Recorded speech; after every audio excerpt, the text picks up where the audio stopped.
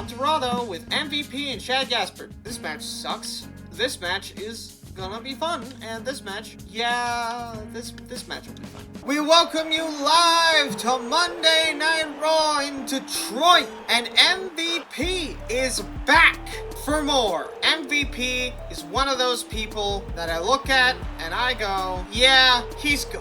He could lead the next generation of superstars if he wanted to. But there's been one man in his way, and that man's name is Shad Gaspard, and tonight they have a rematch in a Falls Count Anywhere match. There he is, Shad Gaspard, betrayed MVP and JTG. I only said MVP because that made it work, but wait, Shad is attacking MVP! God damn it. And Shad Gaspard is just taunting Irish rope, and here we big boot. He dodged it though because he set it up too late, and now MVP is back in this one. MVP isn't gonna let his dreams of having any sort of fame in the WWE go up in smoke just because some dumbass decided to attack him from behind. No, he's gonna destroy Shad Gaspard here tonight, and I'm gonna see it happen. Oh, elbow though. Shad's not a pushover. He will beat you down before you can even think about what your next move is. And that's exactly what he's going to do tonight against MVP. Oh, and another escapable move leads to Shad getting absolutely dumpstered on by MVP. What happened? Shad must not be on his A game. MVP's going for a pin right now. 1, 2... Oh, a kick out at 2. Thank God for Shad. It's John Cena! John Cena is here! And wait a minute. Shad's running into the ring, but MVP's telling him to go after. What the hell? John Cena's just betrayed MVP! And Shad looks confused. I gotta agree. What the hell is going on here? Shad can take advantage, maintain control, but instead he just goes to the outside and MVP's up, and he's just grabbing the chair out of his hands, and he try to throw it at him. I think MVP's a little frustrated here tonight. That knee doesn't hit the same without Cena. Oh my God. Luckily there's a Falls Count Anywhere match. Otherwise this man would have been disqualified 6 ways to Sunday by our great referee over there. He's been refereeing every single match for the past 3 weeks and counting. Shout out to that referee over there. And oh, he's over it right now. I think MVP just wants to leave, and that could have ended the match, but no. Oh, escapable, and another pin, but that's a rope break. That's not a rope break. Shad, you could reach for the ropes, right? Okay, a kick out at 2. We don't typically see a lot of pin counts. A lot of wrestlers know what works and what doesn't, but MVP is willing to go for all of them. That's not enough to get that's enough to get the match done. Okay, MVP wins, but I feel like it's a hollow victory. MVP and John Cena may have just split up in this match, and MVP just looks kind of sad here. But he's got to keep the facade of his happiness up for a little longer. He got attacked, he got betrayed, but he still wins. He does not miss when he shoots, and tonight, he might have just shot big. What the fuck? We get more than 8 tag teams, and the game just says, alright. Also, 3 heel turns in 2 matches. He's crazy. They're gone! That's sad. MVP moves above Ziggler, and he moves above everybody else. And Shad went up from that too. He went up from losing. And then there's this #1 contenders match for the Divas title that I don't really care about. Can I sim this one? No. Okay, but I'm skipping it for the video. 2 very boring minutes later. Wow, that was such an interesting match. I sure wish you could have watched it. Okay, I will admit that match actually did have a couple of good moments, like the double referee hit and Michelle McCool invading, but like that's it. There was nothing else to it. Y'all didn't miss out on much. #1 contenders match for the Raw tag. I was gonna say Raw tag titles, but it's just the unified tag titles because this game is back when tag teams suck. So yeah, these teams do not match up nearly as much as the last 2 teams do, because one of them is wearing orange and the other is wearing black. One of them is wearing white, the other is wearing blues. And we enter tonight with a tag match. Jericho is back on Monday Night Raw to introduce themselves to the Straight Edge Society and fight them for a chance at the #1 contendership for the tag titles this Sunday at Backlash, but it appears we're not gonna get that equally. Jericho and the Big Show are down, but not quite out just yet. This isn't a Falls Count Anywhere match. These two cannot stay out here as long as they'd like. They gotta move. I think Punk wants to move, but I think Jericho's trying to make Punk pay for his sins by slamming him on the concrete. And the fans are still chanting for Punk, despite the fact that he literally just attacked them. Eye rake, but no response. To be fair, the match hasn't started. That's completely legal. I'm not gonna tout on Jericho for that, especially after an attack by the Straight Edge Society. Where's that girl, anyway? Remember that there was a girl in there. That, allegiance, I guess. Oh, Luke Gallows is taking a hit. Don't think he goes unpunished for this. I don't care if he went bald. He's still going unpunished. Luke Gallows... Oh, saved by the... Okay, he's just getting tagged up on, and I think this is the time where Jericho... Yep, learn your lesson, earn your stripes. The match is now officially started and grabs the leg, tries to go for something, but it didn't quite work out, and a DDT by CM Punk to pull Jericho back to reality. The reality being that he is not going to Backlash to fight the Hart Foundation for their tag team titles. Oh, the ref taking even more hits tonight. He already took some hits in the Bella Twins match, but he's taking even more. CM Punk, though, expertly dodging every single... Ooh, the perfect setup, but no setup for anything. And CM Punk has been CM... Is CM... This joke doesn't work. We're tagging out, but not without a little more punishment. Luke Gallows isn't gonna take shit from anybody. Wait a minute, the walls of Jericho are applied to Luke Gallows. That's a rope break, though. Oh, but Jericho's ignoring the hold, still trying to punish him for the things that he's done to them so far before the match. Oh, and Luke Gallows rolls out of the ring, but Punk's down 2, and now here comes the Big Show. And the more I think about it, the more these two teams are kind of similar. It's a smaller guy that needs backup to win matches, taking the employment of a bigger guy that doesn't need help, but isn't really doing anything outside of, being a nuisance to the smaller guy. To be fair, Big Show hasn't really been as hell-bent on getting revenge so far, so... But wait a minute, Big Show's trying to get free, and he might just do that. Elbow to the face, and a combo, and there he goes. Big Show is just not... He's not playing around. Jack Swagger... Big Show's not having this. But Jack Swagger is German suplexing the Big Show. Don't know what his problem is tonight, but he's in the ring now, but he's not able to get away. Oh my god, Jack Swagger is just... He can get this match thrown out if he stays in the ring any longer. The frames are dropping Punk with a pedigree, but a penta not quite for Big Show, and just picking him up, just picking him... Oh, wait a minute. DDT. An attack by Luke Gallows. And Christian, wrong show, but Chris Jericho is rolling out of the harm's way. I think we know who he's trying to deal with.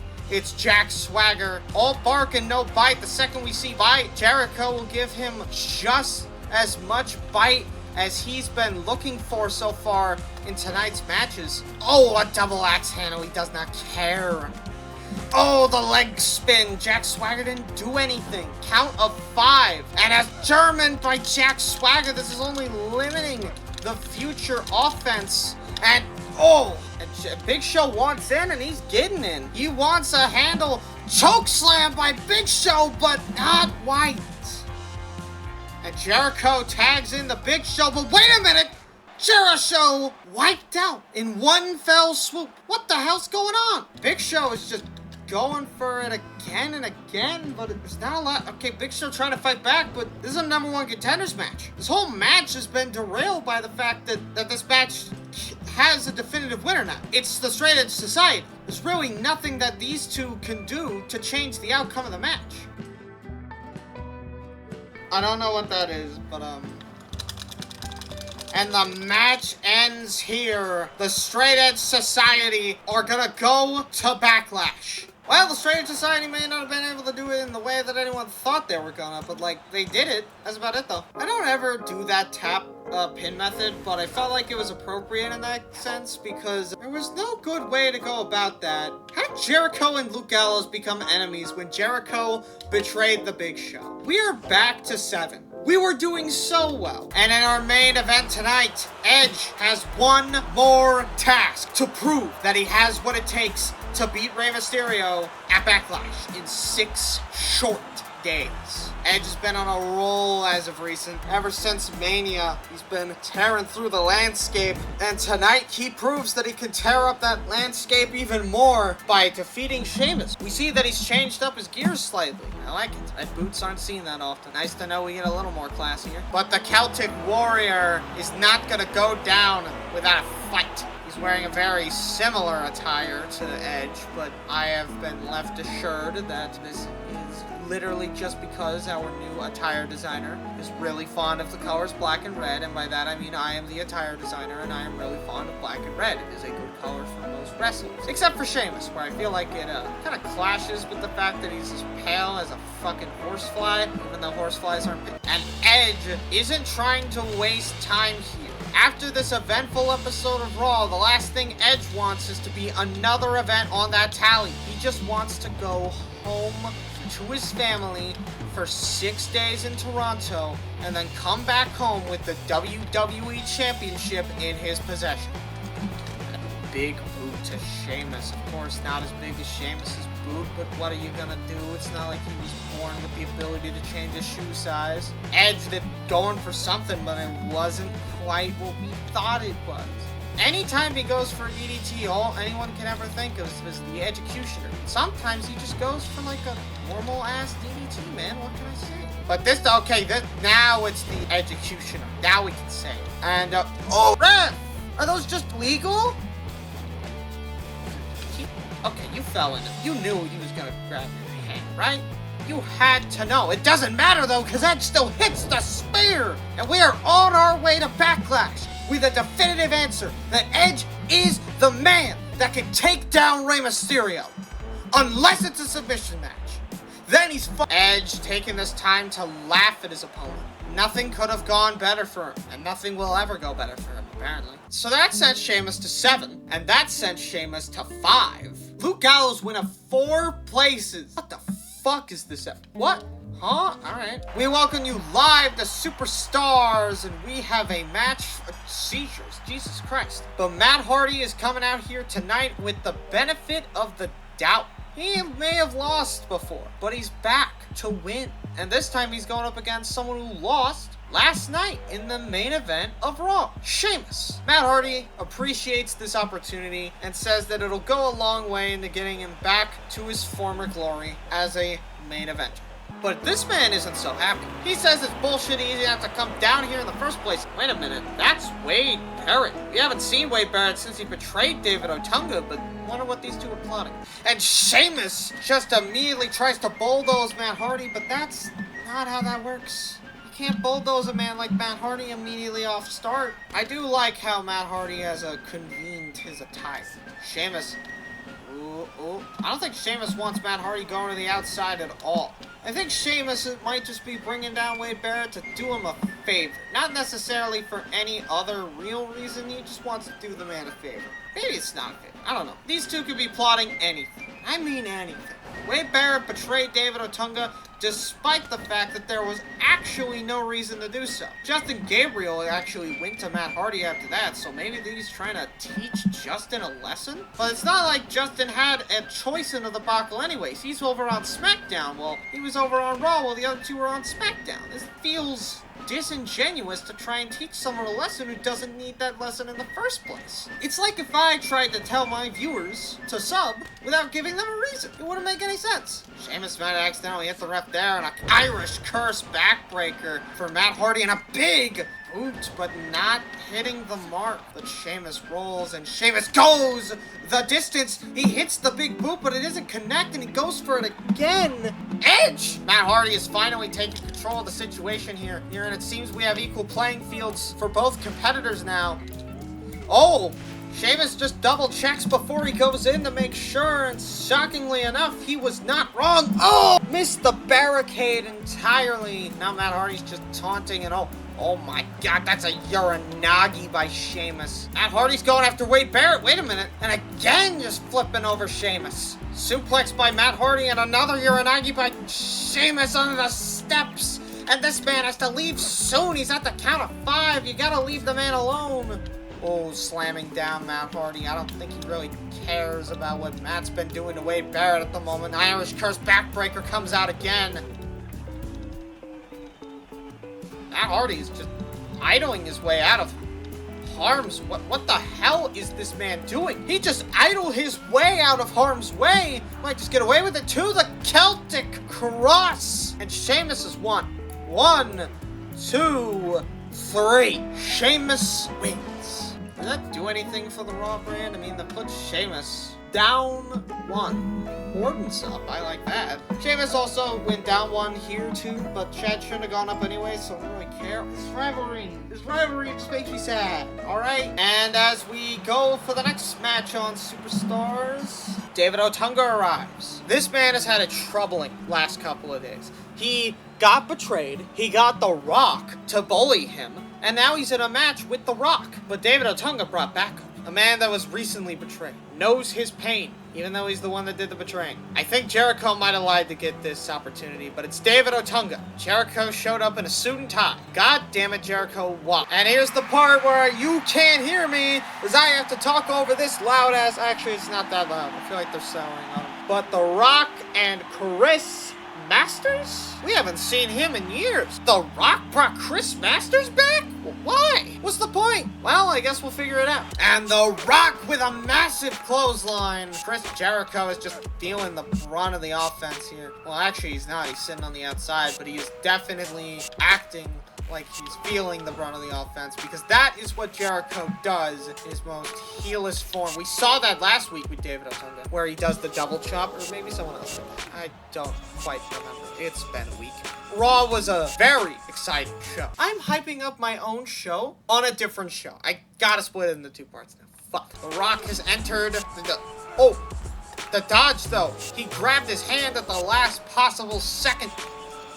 Ooh, the gall of The Rock to treat David Otunga like absolute trash. We know that you're a Hollywood movie star. We know everything. We know all your reasons. We just don't get it, Rocky. We don't know why you do this. Why are you bullying David Otunga? Why are you making him such a fraud? The man. He's already lost his dream. He's already lost everything he could ever see. And now you want to dig a deeper hole for him? You're making him go to the lengths to go to Chris Jericho for help, while you pull backup out of your ass and you act like you're not the bad guy? And the fans are behind it too? I cannot believe the stinginess, the disrespect of Dwayne The Rock Johnson. All David Otunga wants is to keep the Nexus dream alive, even if it's a part of a new faction with new people and slightly less betrayal. Instead, The Rock has to sit there, kick out of his power slam. Okay, well, David, you were asking for that one. I'm not even gonna try and defend that action. You kind of... I can't root for someone who's a dumbass, alright? Not in my blood. But The Rock is now just leveraging it, and Jericho is just pissed. He's not even trying to break up the pin. Oh my god. That was close. That was a 2.9 count. David Otunga is having to find every ounce of strength to win, and it's not working. And The Rock hits the spine buster. And now he's gonna hit rock bottom incoming, but David's out of it. He could come back, but no, he didn't do anything fast enough, and now The Rock hits another rock bottom. Not another, it's the first one, but you get it, and now Jericho is getting involved. He knows that the match is over, but he just won't let it end. God damn it, Jericho. The Rock has won, but by God, did he not deserve it. Taker. Oh, Taker's the #1 contender for the world title, apparently. And, well, I think we know who's gonna win this tag match. Wait, The Undertaker is on Superstars? The #1 contender for the World Heavyweight Championship is on Superstars? Why are you wearing white?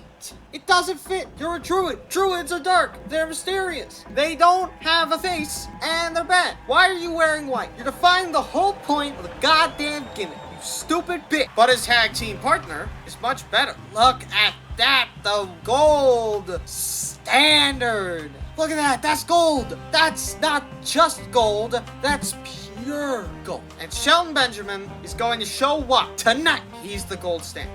But his opponents are not as willing to do that. One half of their opponents, Justin Gabriel, is teaming with Matt Hardy. But Matt Hardy had a match earlier against Sheamus Wade Barrett. So obviously Justin Gabriel, instead of deciding to bring Matt Hardy out for this match, decided to bring out John Cena. Weird ass, but okay. And with one action, we go from him getting cheered like a goddamn lightning storm to getting booed as a phony. Wait, he got the chains off. All right, and here we are. Okay, that was weird, but you know what? Whatever. We're all good now. Cena got the chains off. You know, if your way of getting back at someone for betraying you in a match that didn't really matter is a prank, I can kind of see that. But I think Druid picked a pretty good partner. The problem is that he's a Druid. The Druid himself doesn't really know how to fight, but you know, he's been learning. And Justin Gabriel is just like running circles around this guy. Quite literally in some instances. But Justin Gabriel isn't going to let him get that one just yet. One move could be all it takes sometimes to turn the tide. Or calling in the gold standard Shelton Benjamin can also do you wonders. And Justin Gabriel might be powerbomb, not to Shelton. With the Shelton, my God! What a maneuver! And he dodges it. Cena's reaching, but he's just too far away. Shelton again being, not quite again. And a picture perfect moonsault. Oh, but that's not what you want to see when you're trying to go after a... What the hell is Shelton Benjamin doing? Cena's picking the pieces. And that is how you take down an opponent, ladies and gentlemen. With the power of teamwork, unlike Druid over there. Don't go for the power bomb. Justin, you shouldn't even be doing power bombs, all right? Wait, not go for the power bomb. Instead, go for the... Ow! Wait, Shelton, oh my God! What a 450! That's it! Druid is down! And Cena's just staring off. I think Cena's hell-bent on winning. Who needs to call in John Cena? I mean, he played a significant role in Justin Gabriel winning the match. Okay, well, look, this is the part that he did. He nicked him in the gut, then he did a Russian leg sweep, and then Justin Gabriel did a moonsault. Wasn't necessary at all for Cena to be in this match, but he did help Justin Gabriel win, and for that I will give him bonus points. I also need to give myself bonus points, because so far this recording has been going for over an hour. You know, despite the fact that this recording has been going for an hour, there's more work to do. Again?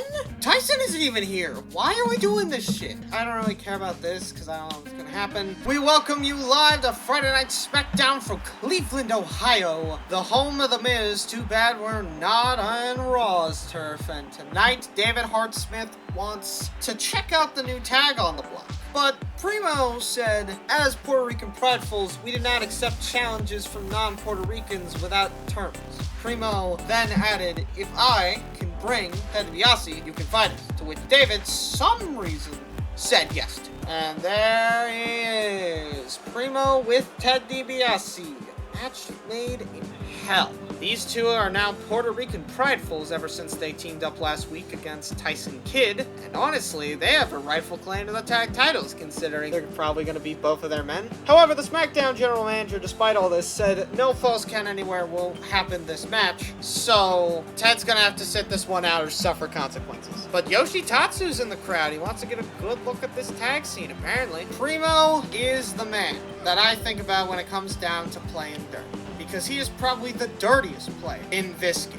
Because there are probably dirtier players, but they're not here right now. So, Kick to the midsection, and oh my god, what a pop-up powerbomb! Primo's gotta be scared. He's using his legs now. He never does that. The referee is directly in the way of our camera. Thankfully, we can fucking fade him out of existence for a time to allow us to pass through safely without harm.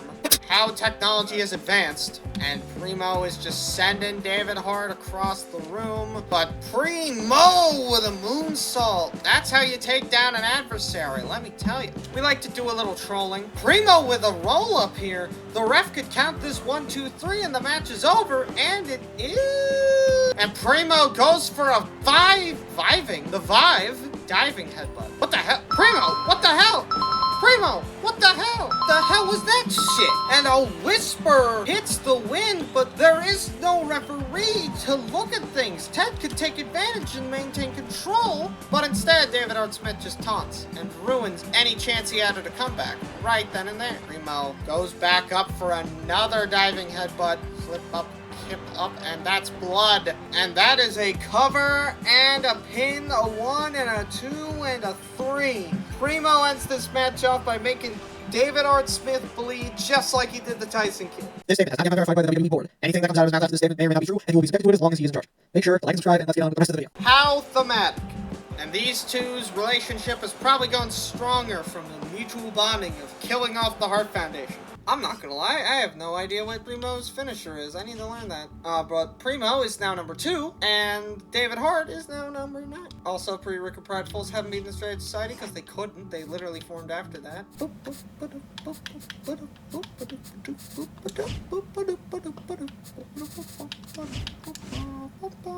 Backstab. Literally the one place I didn't fucking check. Doesn't even look like a good move. It looks like the last time it was updated was fucking SmackDown vs. Raw. The original SmackDown vs. Raw. Phoenix vs. Eve. I can't even fucking lie. Eve looks really good in black and red. I'm sorry. Like, Beth's attire is good, but...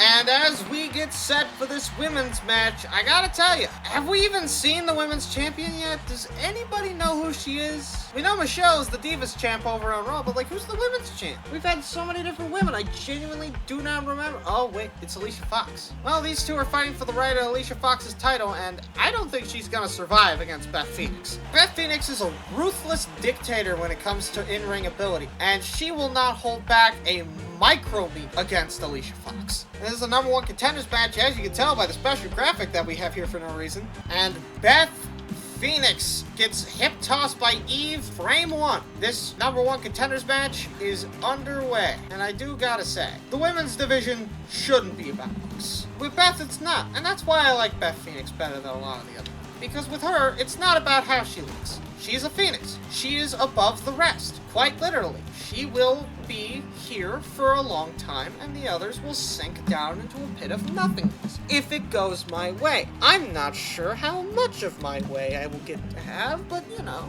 Ooh. Punch directly to the face. You see, Beth Phoenix is just tormenting Eve right now. And this is exactly what she's gonna do if she gets her match at Backlash. By the way, you may have noticed that in the past that both women's titles haven't been defended on the pay-per-view. That will not change. But what will change is that starting on the next Raw or SmackDown, it depends. The title that did not get a match on that pay-per-view will get a match as soon as physically possible, which means the Raw or SmackDown after. Maybe Superstars if it's a SmackDown, but I feel like SmackDown would benefit more from having theirs on the show itself and not on a minor show, so we'll see. Raws will get theirs on Raws, SmackDown will get theirs on SmackDown most likely. The punchback of Notre Dame, and a diving splash. Ricky Steamboat would be proud. I mean, to be fair, he's in the company, so yeah, he's probably gonna tell her good job after the match. But Beth Phoenix with a nice, perfect plex. It wasn't quite a... Gail Kim, what the fuck? Wait, Beth is not taking that from Eve. But I don't know who Gail Kim is after. I genuinely do not know. I guess we're about to figure it out. Beth Phoenix just turning Eve all the way around, and it seems that she's after Beth Phoenix. I do not know why. Alright, now that we're done with that, can we get on with this match and declare that Beth Phoenix is the number 1 contender, please? Thank you, referee. I do request that you stop getting so involved with some of the wrestlers that come down to the ring. But I guess I'm not you, so I don't really care that much. You know what happened. Natalya went... What the why wasn't Maurice fighting for the title? Why the fuck was Eve here? Alright, whatever, fine. We are back live on SmackDown and the Union is coming out. This communist bastard showed up on Raw and lost. This guy showed up on Superstars. He's shown up everywhere and he's lost every time he showed up. I'm surprised he still even bothers teaming with Santino at this point. Speaking of which, I'm not sure what Santino's doing teaming with Vlad either. We've heard of some problems with Santino believing that communism is not the way, which it isn't. So why the fuck is Santino teaming with the guy? But these two are coming out here, and apparently they represent the United Kingdom, which is a, let's just say, a bold faction featuring Sheamus, Drew McIntyre, Wade Barrett, and William Regal. Wade apparently set this all up after the Nexus fell through, because he said, quote, I don't want to do it alone, but the guys that I win up against on NXT are not good people, so I need to go with the good people, and the good people are in your homeland. The homeland of the United Kingdom. And Wade Barrett is just not playing around. Luthez pressing Vladimir Kozlov like he's not gonna be able to do it ever again. Oh, more Luthez presses. Wade Barrett just simply loves punching people's faces in, and honestly, I don't blame him. It's kind of satisfying every once in a while to just beat someone's head in, especially when they're pissing you off. Call me a serial killer, but like, it is kind of fun.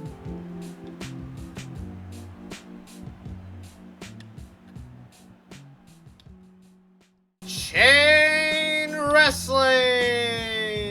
Let's go. Okay, never mind. I'm not even gonna be allowed to get my shit out because Vlad is just toying around with Wade Barrett like we all thought he would. Big bull! The spin of the century. Wade Barrett gets back up from that, and Vlad was seemingly going for the tag on Santino, but that didn't really live up to expectations. Oh, a big setup for a chest big boot. Wait a minute, Vlad tags in Santino, and here we go. Oh, and that's just not fun for anybody. Wait a minute. That was well scouted, and Santino gets wasteland. Vlad's down. That could be it for Santino. Santino's probably going down from less. 1, 2, 3. Wade Barrett now going in to tag in the other half of the puzzle for the tag team part, at least. William Regal. Now, Santino was actually invited to join on the condition that he gave up his allegiances to Italy, but Santino politely declined and said that he prefers mainland Europe sites over the British people. So, you know, he made the wrong choice, clearly, because he's losing to them right now. Pretty sure that William actually asked for this match because of that response. William is known to be a little bit of a hot-tempered man. Maybe that's the reason why he's joined this faction, because they'll keep his temper down. That's not— oh my god, Brass? Jesus Christ. Really? Brass knuckles? And a knee to the dome, and Wade Barrett, oh, and William has his feet on the ropes, because when in doubt, just cheat to win, I guess. Even when you're not in doubt, just cheat to win. I think Vlad's trying to tell the referee about the brass knuckles, but the ref clearly saw it and doesn't care. I think the ref might be a heel. Why did that make them allies? And now it's time for the great. Taker and Big Show are gonna fight to decide the future of the World Heavyweight Championship, and I could not be happier. What the fuck? And the Undertaker is just coming down, pick him up by the throat and attacks him. I would have never expected to see the Undertaker take down Big Show like this, but Big Show says no show, and now we get to see a proper duel between these two. Taker's falling apart at the seams here. I just saw him bend backwards for like a frame and then like fall over again. Leg drops. Well, I don't see why Taker attacked the Big Show, but Big Show's already down on his luck. He got betrayed by Chris Jericho, and now he got attacked by the Undertaker. Someone who isn't known for attacking people ever since the Ministry happened. So I don't know what's going on in the Undertaker's head, but what I do know is that this man is dangerous when he is pure evil. So let's hope that Taker doesn't become the Ultra Mega Zord champion of the WWE. And that is a choke slam, right and proper. Is this a tombstone? This is a tombstone right and proper. And that is a tombstone pile driver, and there is no way that Big Show gets up from this one. This match is done. Oh, he kicked out at 3. Well, sucks for you. You still lost. The Undertaker wins again, but I have a bit of a feeling that this rivalry isn't over. Big Show will eventually get back at the Undertaker. whether it's a Backlash, the next episode of SmackDown, we'll see. Well, that is actually going to do it for this episode of Ultimate Universe mode. And he did turn heel. Why are so many people turning heel? Whatever. Taker did the thing. That's about it. I will not give you a sneak peek at Backlash, but Backlash is going to be its own video. And you will see why when you see it, which will probably honestly be in like a week after this video comes out. Probably not a week. It's probably going to be like 2. But yeah, that's about it. This has been an hour and a half long. I will see you next time for more wrestling.